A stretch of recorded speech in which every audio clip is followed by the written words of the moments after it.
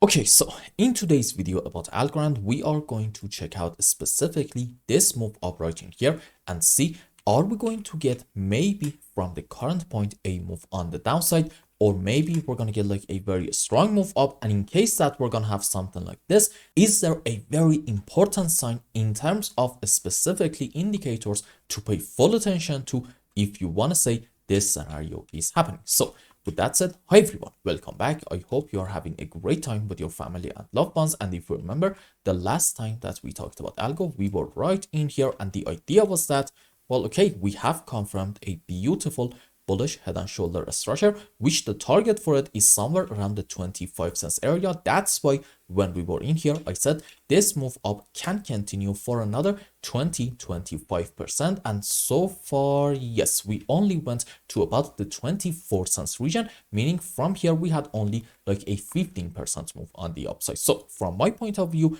more likely than not, one way or the other in algo, we are going to see a continuation of our move up. Question is, before we get a bigger move, are we going to have like a move on the downside, or maybe we're not even going to do this and from here we're going to get a move up? Well, first things first, let's go on daily time frame, zoom in more and see what is happening in terms of indicators. And as you can see in MACD, we are having a buy signal, and yes, I believe in stock RSI this is a buy signal as well, but you cannot really help but pay attention to the fact that at the moment we are around the overbought region. So stock RSI suggests maybe soon, like for the next couple of days, we are going to get a move on the downside. Now, if you want to pay attention to indicators, then okay, you need to also check what is happening in weekly chart, and this is now a really bullish sign, because sure, in MACD we are having a sell signal. However, in stock RSI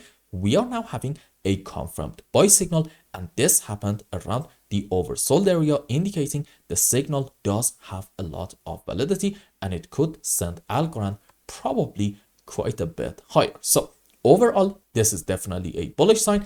Daily time frame suggests maybe in like very short time we're going to get a move down, but the overall trend hopefully is going to stay bullish. Now, I don't mind in algo seeing a move on the downside. However, under any kind of circumstances, if our move down is going to start from the current point, I do not want to see Algorand taking this important low about, let's say, 17.5 cents. Why is that?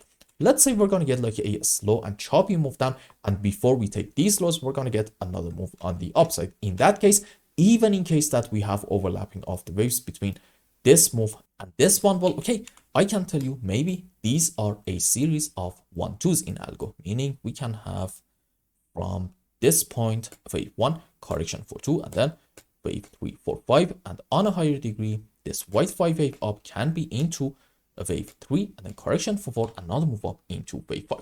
But this is the key. If we get a move down and in that move we take this low, at that point we need to be able to come up with an impulsive structure, a complete one, starting from the lowest low and ending to about here. And finding a complete 5 wave from my point of view at that point is going to be extremely challenging. I'm not going to say it's impossible. No, I'm going to say it's challenging to a degree that is going to make me say, you know what, that's probably not going to be our primary case. And in my primary scenario at that point, I'm going to consider this whole move up as just a beautiful and simple ABC zigzag, suggesting from these areas our move down in algo is going to continue possibly for another 25-30% in order to take the lowest low down here about 14.5 cents, maybe just for the first target. So if we're going to get a move down, that's fine, no problem at all. But in that move, under any kind of circumstances, we should not take this low. And as long as we are not doing that, I think we can remain optimistic. Now, can we say from the current point we're going to get a move up? The answer is absolutely yes. And maybe in the short term, we are going to reach to about this important daily time frame, and also I would say a short-term weekly area of supply, which is about, let's say, like 24.5 to about 25.5 cents. But I think a better target can be around the lower band of this region, about 27.5. And if we are lucky, who knows, maybe we're going to go higher and we're going to reach to about the higher band of this area, about 32.5 cents. This is actually possible. But how can we say whether it's going to happen or not? I think the key is on 30-minute time frame. Why is that? Let's zoom in more. Okay, so pay attention. These are a series of higher highs on the live chart. However, if I just check out indicators, what do we have in MACD? These are actually one by one a series of lower highs right in here. There we go. So what's the point that I'm trying to make? It seems like in 30-minute time frame, we are actually having a beautiful bearish divergence, which is a negative sign suggesting bulls kind of in the short term are running out of power, and we may see soon a move down.